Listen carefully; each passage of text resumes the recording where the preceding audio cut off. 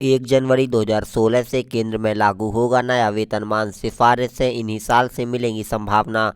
साथियों, यहाँ पर सरकारी सैलरी में 38% और पेंशन में 34% की बढ़ोतरी होगी। इसके साथ ही यहाँ पर जो केंद्रीय आयोग द्वारा यहाँ पर 8वां वेतन लागू किया गया है, इसको लेकर मध्य प्रदेश के कर्मचारी खुश नज़र नहीं आ रहे हैं। आइए इन समस्त अपडेटों को एक एक करके ध्यान से समझने की कोशिश कर लेते हैं। उससे पहले अगर आपने अभी तक हमारे यूट्यूब चैनल को सब्सक्राइब नहीं किया तो यूट्यूब चैनल को सब्सक्राइब कर लीजिएगा, ताकि आप लोगों को भी ऐसे ही नए नए अपडेट मिलते रहे। साथियों, यहाँ पर आप लोग देख सकते हैं केंद्र सरकार ने आम बजट से पहले गुरुवार को सरकारी कर्मचारियों के हक में बड़ा फैसला सुना दिया है। जी हाँ, प्रधानमंत्री मोदी की बैठक में 8वें वेतन आयोग के गठन को मंजूरी दे दी गई है। इसी के साथ ही यहाँ पर जो गठन का आयोग है, यहाँ पर जल्द ही गठन किया गया है और इसको लेकर यहाँ पर इसमें 45 लाख केंद्रीय कर्मचारियों और 65 लाख पेंशनर्स को फ़ायदा मिलने वाला है। साथियों, यहाँ पर आयोग का कार्यकाल 31 दिसंबर 2025 को ख़त्म होगा, जिसमें 1 जनवरी 2025 से 8वां वेतन आयोग का कार्यकाल शुरू होगा। इसके साथ ही यहाँ पर कैबिनेट फैसले में जानकारी देते हुए सूचना और प्रसारण मंत्री अश्विनी वैष्णव ने बताया है कि यह सुनिश्चित करेंगे कि 7वें वेतन आयोग के कार्यकाल का पूरा होने से पहले ही नए वेतन आयोग की सिफारिशें मिल जाएं। इसके साथ यहाँ पर आज़ादी के बाद से 7वें वेतन आयोग की गठित किए गए हैं। अधिकतर राज्य सरकारें इसी का पालन नहीं करती हैं। ऐसे में कुछ 29 राज्यों के करीब 1.40 करोड़ कर्मचारियों पेंशनर्स की संख्या शामिल नहीं है को भी इनका फ़ायदा मिलेगा। इसके आयोग की सरकार का वेतन पेंशन से 1 करोड़ का बोझ आया था। नए वेतन आयोग के जरिए अर्थव्यवस्था में 2 लाख करोड़ का रुपए आने का अनुमान है। वैष्णव के मुताबिक नए वेतन आयोग के लिए चेयरमैन और 2 सदस्यों की नियुक्ति जल्द की जाएगी। राजस्थान में 2017 में 7वां आयोग लागू है एवं पंजाब में अब तक नहीं हुआ। इसके साथ ही जो आगे अपडेट आ रही है, न्यूनतम वेतन 18,000 रुपये से बढ़ाकर 46,000 रुपये और ग्रेजुएटी करीब 2.5 गुना तक बढ़ाई गई है। साथियों, यहाँ पर आप लोग देख सकते हैं उच्च वेतनमान में कितनी वृद्धि संभव है।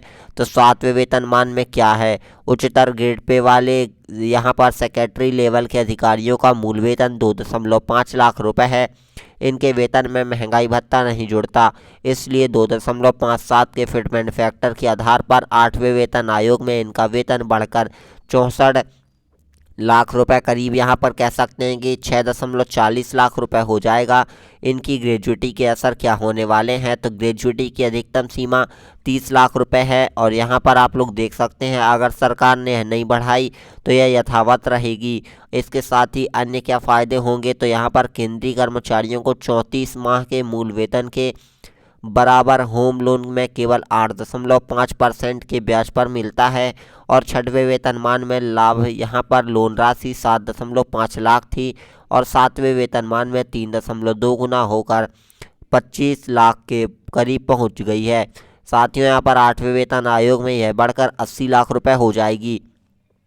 और यहाँ पर पेंशन राशि कैसे मिलेगी, तो यहाँ पर 6वें वेतनमान में पेंशन 14% और 7वें वेतनमान में 23.66% तक बढ़ी है।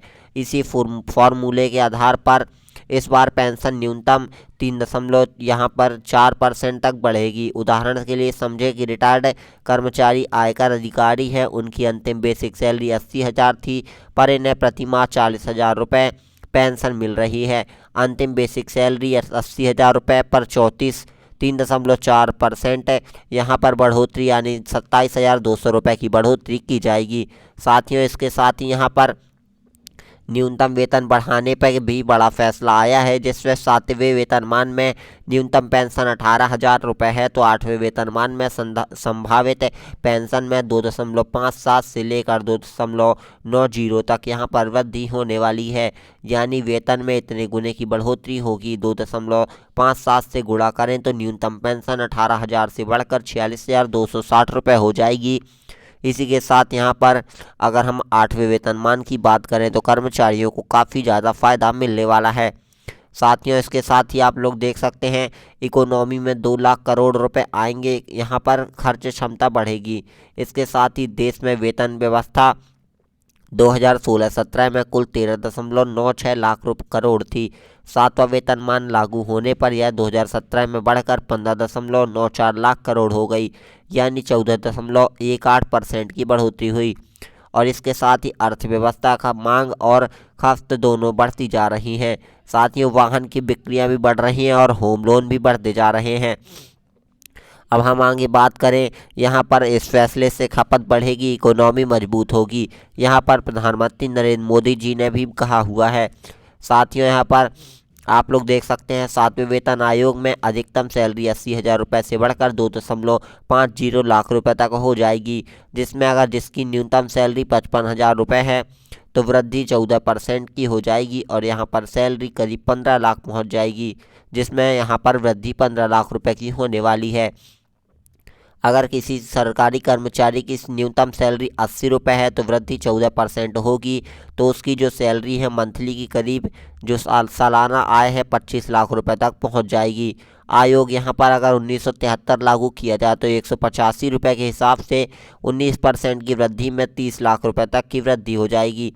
इसके साथ ही आप लोग इस चार्ट में देख सकते हैं विभिन्न कर्मचारियों को 2016 के यहाँ पर अनुसार 18,000 रुपये न्यूनतम सैलरी है, तो यहाँ पर वृद्धि 30 से 40% यानी कि करीब कर्मचारियों को 1 करोड़ का फायदा मिलने वाला है। 7वें वेतन आयोग में कर्मचारियों की संख्या पेंशनर्स के समेत ही रही हुई है। साथियों, देखा यहाँ पर, और यहाँ पर मध्य प्रदेश के कर्मचारी इसलिए खुश नहीं है क्योंकि उनकी यहाँ पर जो है कई कर्मचारियों को यहाँ पर लाभ नहीं मिल पा रहा है। इसके लिए भी कुछ नियम एवं कानून लागू किए गए हैं। तो आई होप आप लोगों को समस्त जानकारी पसंद आई होगी एवं समझ में आई होगी। मिलते हैं इसी प्रकार की एक और नई अपडेट के साथ, तब तक के लिए धन्यवाद। Thank you for watching.